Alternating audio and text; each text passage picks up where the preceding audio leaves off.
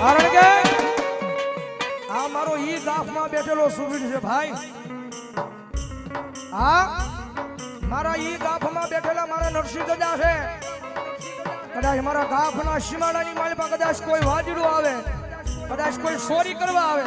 હમણાં દાદાએ કીધું ને કે ન્યા તાળા નથી મારતું એના સીમાડાની માલપા, પણ કદાચ અહીંયા દાદા અહીંયા બેઠા છે.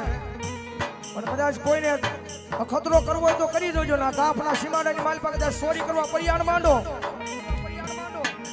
ગાફમાં પગ મૂકો, ગાફના ગામમાં પગ મૂકો અને મારો દાદો કે અહીંથી ખોખારો ખાવ જો સપલા પહેરવા ઉભો રવા દઉં ને તો મને દાદાના સુરવીરને ખોટ લાગી જાય.